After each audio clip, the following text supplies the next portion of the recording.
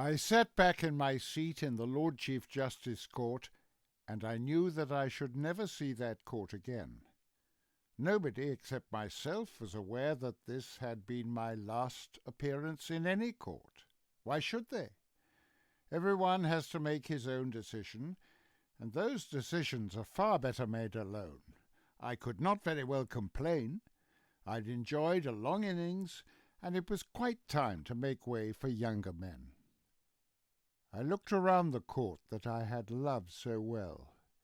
It seemed precisely the same as it had seemed upon the day I entered it for the first time so many years ago.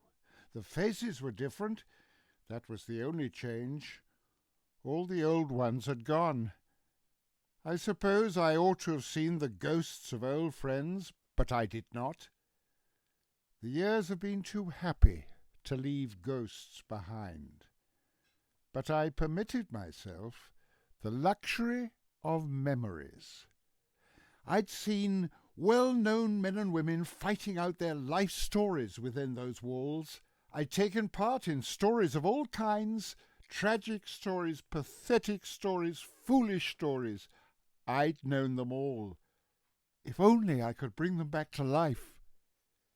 And there were other stories of no interest to anyone except myself, but to me of the greatest interest of all. Stories of very small and unimportant cases, which are the only ones a young man should ever know. Memories of those little cases began to crowd back upon me, memories of the time when each case was so vitally important and left a footmark on the road which I had chosen, when each victory was, perhaps, a further step in my long climb up the hill.